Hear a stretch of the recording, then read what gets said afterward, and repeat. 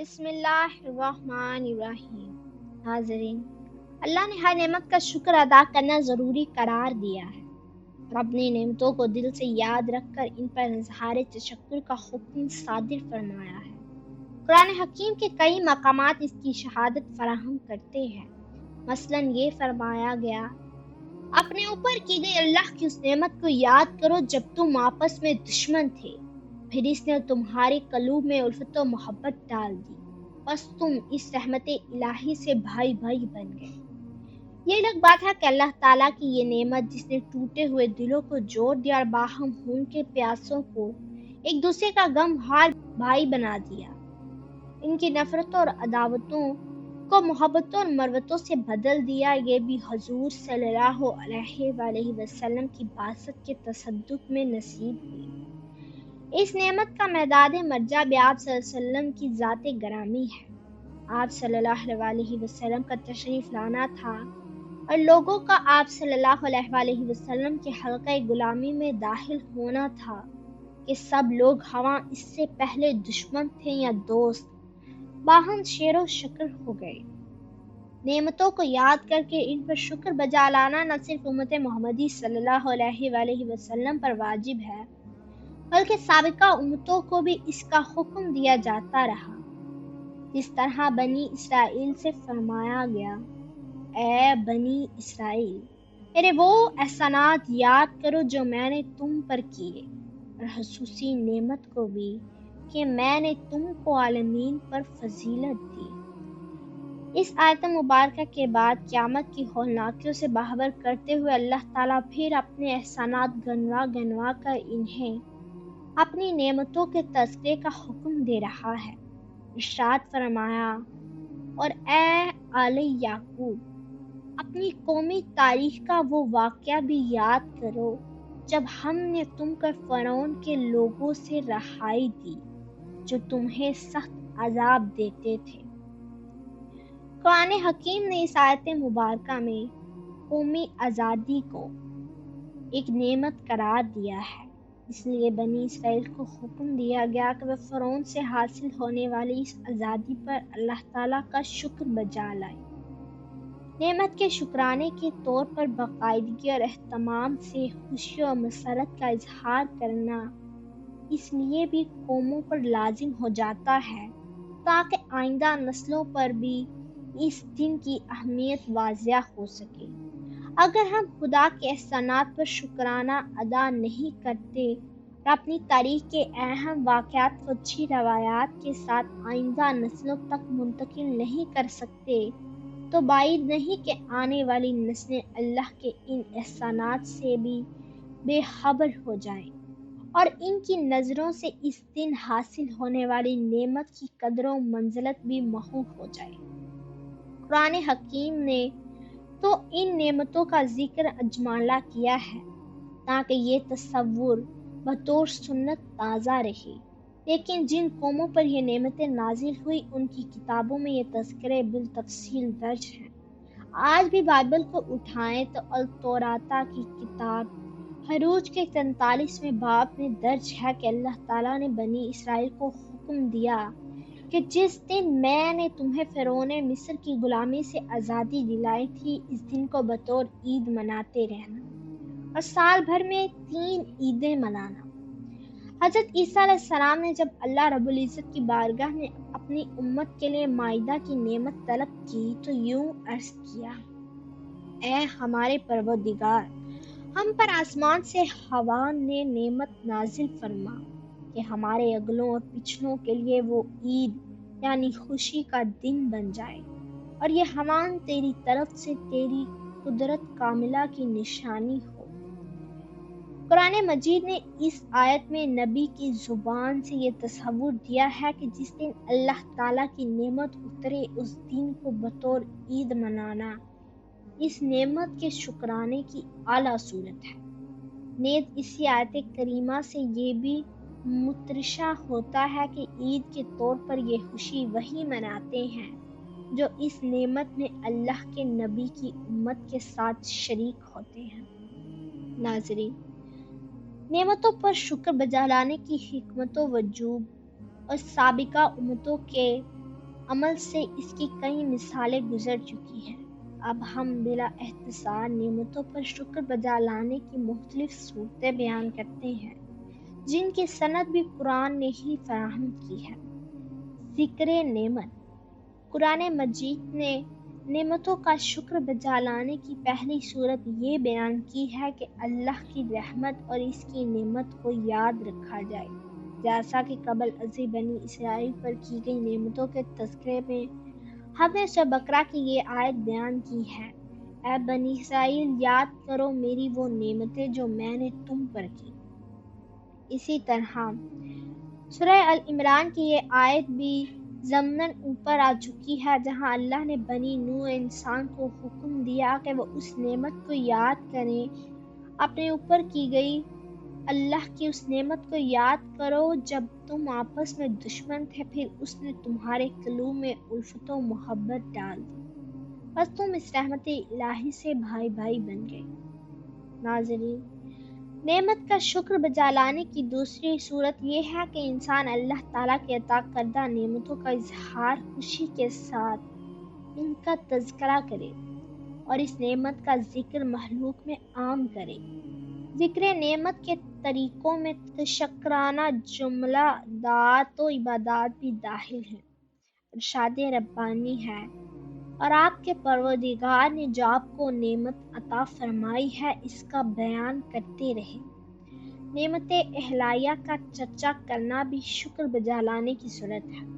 پہلے ذکر نعمت کا حکم دیا گیا، جس کا معنی یہ ہے کہ اس نعمت کو اپنے دل میں یاد رکھا جائے اور زبان سے ذکر کیا جائے، لیکن وہ ذکر لوگوں کے لیے نہیں، صرف اللہ تعالیٰ کے لیے تھا۔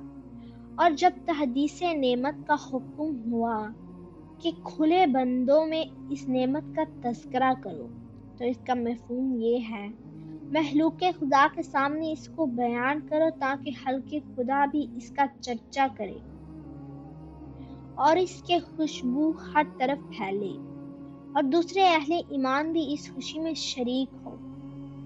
تحدیث میں جماعت پیدا ہو جاتی ہے اور پوری قوم اس ذکر میں شریک ہوتی ہے، اور یوں اس نعمت کی اہمیت افرادی سطح کے علاوہ قومی و ملی سطح پر بھی اجاگر ہو جاتی ہے۔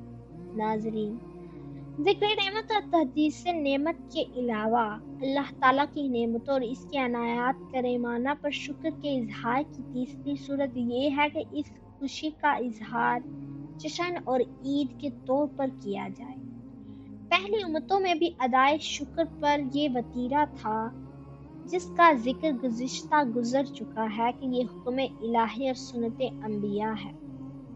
جس دن اللہ کی کوئی خاص نعمت میسر آئے تو سابقہ امتیں اس دن کو بطور عید مناتی تھیں، جیسا کہ حضرت عیسیٰ علیہ السلام اللہ رب العزت کی بارگاہ میں یوں ملتجی ہوئے: اے ہمارے پروردگار، ہم پر آسمان سے ہوان نعمت نازل فرما تاکہ ہمارے اگلوں اور پچھلوں کے لیے وہ دن یوم عید بن جائے۔ یہاں مائدہ کی نعمت پر حضرت عیسیٰ علیہ السلام اپنی امت کو عید منانے کا حکم فرماتے ہیں، جبکہ آمد مائدہ کی فخر و موجودات سیدنا محمد مصطفیٰ صلی اللہ علیہ وآلہ وسلم کی آمد سے کیا نسبت ہے؟ کہاں آسمانی کھانوں کے دسترخوان کا اترنا اور کہاں مقصود تخلیق کائنات، ان کا دنیا میں تشریف لانا۔ جب عمومی نعمتوں کے نزول پر عید منانا انبیاء علیہ السلام کی سنت اور اللہ کے حکم کی پیروی قرار پائی، تو اس نعمت عظمیٰ کے حصول پر یہ امت عید کیوں نہ منائے، جس کے توسط سے کائنات ہست و بود کو یہ ساری نعمتیں عطا ہوئی ہیں۔ اظہار تشکر کے طور پر خوشی اور جشن منانا نعمتوں کے شکرانے کی چوتھی صورت ہے، بشرط یہ کہ اس میں کوئی خلاف شرع اثر شامل نہ ہو۔ ارشاد ربانی ہے: آپ فرما دیں کہ اللہ تعالیٰ کے فضل اور اس کی رحمت کے باعث اس پر خوشی مناؤ۔ یہ خوشی منانا ان چیزوں سے جو وہ جمع کر رہے ہیں کہیں بہتر ہے۔ اس آیت میں ان تمام صورتوں کے علاوہ حصول فضل و رحمت پر خوشی اور جشن منانے کا حکم ہے۔ سوال یہ ہے کہ اللہ تعالیٰ کا سب سے بڑا فضل اور رحمت کیا ہے؟ ناظرین، انبیاء علیہ السلام کا وجود مسعود عالم انسانیت کے حق میں نعمت عظمیٰ ہوتا ہے۔ رشد و ہدایت کے سرچشمے انہی سے پھوٹتے ہیں، اس لیے اس کائنات ہست و وجود میں ان کی تشریف آوری مخلوق خدا پر اللہ تعالیٰ کے احسانات میں سے ایک احسان عظیم ہے۔ ان کے یوم ولادت پر ان پر سلام بھیجنا نہ صرف سنت انبیاء ہے بلکہ خود اللہ تعالیٰ کی سنت بھی ہے۔ حضرت یحییٰ علیہ السلام کی یوم ولادت پر اللہ جل مجدہ نے قرآن حکیم میں ان پر سلام بھیجا ہے۔ ارشاد ہوتا ہے، اللہ کی طرف سے ان پر سلام ہو جس دن وہ پیدا ہوئے۔ ناظرین، حضرت عیسیٰ علیہ السلام کی یوم ولادت پر خود ان کی اپنی زبان اقدس سے یہ کلمات کہلوائے گئے، اور اللہ کی طرف سے مجھ پر سلام ہو جس دن میں پیدا ہوا۔ گویا انبیاء علیہ السلام کی ولادت کا دن بارگاہ الوہیت میں خاص رحمت اور سلامتی کے دن کی حیثیت رکھتا ہے۔ اس دن ان برگزیدہ ہستیوں پر درود و سلام کی کثرت کرنا نہ صرف سنت انبیاء ہے بلکہ سنت الہیہ بھی ہے۔ جب یہ شرف دیگر انبیاء علیہ السلام کی ایام ولادت کو حاصل ہے تو یوم ولادت مصطفیٰ صلی اللہ علیہ وآلہ وسلم کے شرف و کمال کا کیا عالم ہوگا، جس ہستی پر اللہ جل مجدہ ہر وقت درود و سلام بھیجتا ہے اور اہل ایمان کو آپ صلی اللہ علیہ وسلم پر درود و سلام بھیجنے کا حکم دیتا ہے۔ ناظرین، باری تعالیٰ نے خود ولادت محمدی صلی اللہ علیہ وآلہ وسلم کے موقع پر بزم کائنات میں جشن کا سماں پیدا فرمایا تاکہ میلاد مصطفیٰ صلی اللہ علیہ وآلہ وسلم میں اللہ کی خوشی اور جشن سنت الہیہ قرار پا جائے۔ اس کی تفصیلات اس باب کے شروع میں گزر چکی ہیں، یہاں ہم صرف ارشادات سے کام لیتے ہیں۔ ولادت محمدی صلی اللہ علیہ وآلہ وسلم کے وقت ستاروں کو نیچے اتار کر دنیا میں چراغاں کیا گیا۔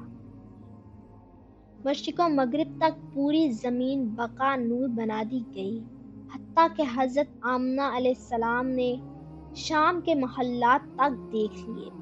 آسمان اور جنت کے سب دروازے کھول کر عالم بالا کو خوشبو سے مہکا دیا گیا۔ مشرق و مغرب اور کعبہ کی چھت پر پرچم لہرا دیے گئے۔ 70,000 دوران بہشت کو استقبال کے لیے فضا میں نیچے اتار دیا گیا اور ان میں سے کئی حضرت آمنہ علیہ السلام کے گھر میں معمور کی گئی۔ ہزارہ فرشتوں کو بھی استقبال پر معمور کر دیا گیا۔ جنتی پرندے بھی استقبال کے لیے نیچے اتار دیے گئے۔ وقت ولادت حضرت آمنہ کو مبارکبادی کا جنتی مشروع پھیلایا گیا۔ شب ولادت قریش مکہ کے سب جانوروں کو بھی میلاد مصطفیٰ کی خوشی کے اظہار کے لیے زبان دے دی گئی۔ شب ولادت تمام ملائکہ آسمانی سے نیچے اتر کر ایک دوسرے کو مبارک دینے لگے۔ یوم ولادت سورج کو بھی غیر معمولی نور سے نوازا گیا۔ وقت ولادت پہاڑوں، دریاؤں اور سمندروں نے بھی اپنے اپنے حال میں خوشیاں منائیں۔ پہاڑوں کی چوٹیاں معمول سے زیادہ بلند ہو گئیں، دریاؤں اور سمندروں کی سطح تمجو کے ساتھ خاصی اونچی ہو گئی اور سمندری مخلوق نے بھی ایک دوسرے کو مبارکباد دی۔ ولادت مصطفیٰ صلی اللہ علیہ وآلہ وسلم کی خوشی میں باری تعالیٰ نے سال بھر عرب کی عورتوں کو بیٹے عطا فرمائے تاکہ اس سال جاہلی عرب کے ظالمانہ دستور کے مطابق کوئی بیٹی ناحق قتل نہ ہو۔ میلاد مصطفیٰ صلی اللہ علیہ وآلہ وسلم کی خوشی میں عرب کے درخت پھلوں سے لاد دیے گئے، سوکھے ہوئے کھیت ہرے بھرے ہو گئے اور قحط کو ہریالی و شادمانی سے بدل دیا گیا۔ شب میلاد آسمانوں پر زبر و جد اور یاقوت کے مینار بنا کر روشن کیے گئے، جو شب معراج حضور صلی اللہ علیہ وآلہ وسلم کو دکھائے گئے اور بتایا گیا کہ یہ آپ کی ولادت کی رات سے روشن ہے۔ شب میلاد جنت میں نہر کوثر کے کناروں پر 70,000 عطر بیض درخت اگائے گئے اور انہیں پھلوں سے لادا گیا۔ الغرض باری تعالیٰ نے عالم کون و مقام میں اپنی شان و قدرت کے لائق جشن میلاد مصطفیٰ صلی اللہ علیہ وآلہ وسلم منایا اور اس عمل کو اپنی سنت قرار دیا۔ ناظرین، نہ صرف یہ بلکہ خود حضور صلی اللہ علیہ وآلہ وسلم نے اپنا میلاد منایا۔ امان جلال الدین سیوطی نے الحاوی للفتائی میں اس موضوع سے متعلق ایک مکمل باب حسن المقصد فی عمل المودود کے نام سے رقم کیا ہے، جس میں انہوں نے اس بات پر تفصیل سے روشنی ڈالی ہے کہ حضور نے خود اپنا میلاد منایا، اس لحاظ سے یہ سنت رسول ہے۔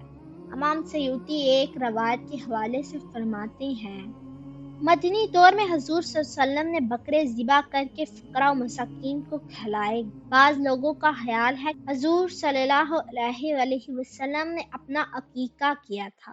اس رائے کو رد کرتے ہوئے امام سیوطی تصریح فرماتے ہیں کہ حضور صلی اللہ علیہ وسلم کا عقیقہ ان کے دادا حضرت عبد المطلب کر چکے تھے، اور عقیقہ دوسری مرتبہ نہیں ہوتا۔ عقیقہ زندگی میں دوبارہ نہیں کیا جاتا، اس لیے اس صدقے کو اس حقیقت محمول کیا جائے کہ نبی کریم صلی اللہ علیہ وسلم نے یہ اظہار شکر کے لیے کیا، اس بات پر کہ اللہ تعالیٰ نے آپ کو رحمت للعالمین بنایا، اور مزید یہ کہ اپنی امت کے لیے اس امر کو مشروع بنانے کے لیے کیا۔ جس طرح کہ حضور علیہ الصلوۃ والسلام اپنی ذات پر خود بھی درود پڑھا کرتے تھے، اس حقیقت کے پیش نظر ہمارے لیے مستحب ہے کہ ہم بھی آپ کے میلاد پر اظہار مسرت و شکر کریں۔ ناظرین، حضور صلی اللہ علیہ وآلہ وسلم نے خود بعض صحابہ کرام رضوان اللہ علیہ اجمعین کو یوم میلاد پر اللہ تعالیٰ کا شکر ادا کرنے کی تلقین فرمائی۔ آپ خود ہر پیر کو تشکرانہ روزہ رکھا کرتے۔ حضرت ابو قتادہ رضی اللہ تعالیٰ عنہ اس روزے سے متعلق دریافت کیا تو آپ صلی اللہ علیہ وسلم نے ارشاد فرمایا، اس روز میری ولادت ہوئی اور اسی دن مجھ پر وحی الہی نازل ہوئی۔ ناظرین، ابو لہب کی ایک لونڈی تھی جس کا نام سویبہ تھا۔ وقت ولادت اس نے اسے حضرت آمنہ کے گھر بھیجا کہ جاؤ، میرے بھائی عبداللہ کے گھر ولادت ہونے والی ہے، میرے باوجھ آمنہ کی خدمت کرو۔ جب حضور صلی اللہ علیہ وسلم کی ولادت ہو گئی تو سویبہ دوڑتی ہوئی ابو لہب کے پاس گئی اور کہا کہ آپ کو مبارک ہو، اللہ تعالیٰ نے تمہارے بھائی کے گھر بیٹا عطا کیا ہے۔ اپنے بھتیجے محمد کی پیدائش کی خوشی میں ابو لہب نے ہاتھ کی 2 انگلیوں سے اشارہ کرتے ہوئے سویبہ کو آزاد کر دیا۔ صحیح بخاری کے الفاظ ملاحظہ ہوں، ابو لہب کے مرنے کے بعد اس کے اہل خانہ میں سے کسی نے اسے بہت برے حال میں دیکھا تو اس سے پوچھا کیسے ہو؟ ابو لہب نے کہا کہ میں سخت عذاب میں ہوں، اس سے کبھی چھٹکارا نہیں ملتا۔ ہاں، مجھے اس عمل کی جزا کے طور پر کچھ سیراب کیا جاتا ہے کہ میں نے حضور کی ولادت کی خوشی میں سویبہ کو آزاد کر دیا تھا۔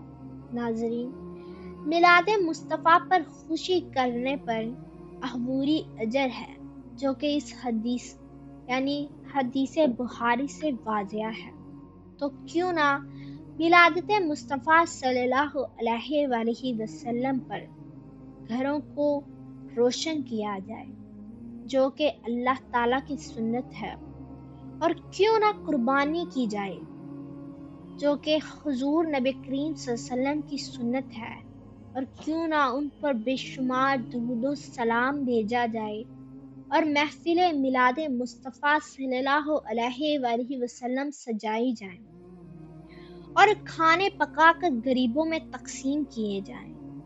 حالانکہ یہ تو خود حضور صلی اللہ علیہ وسلم کی سنت ہے اور صحابہ کرام کی بھی، تو کیوں نہ میلاد مصطفیٰ صلی اللہ علیہ وسلم پر خوشی منائی جائے، جس پر عبوری اجر بھی ہے۔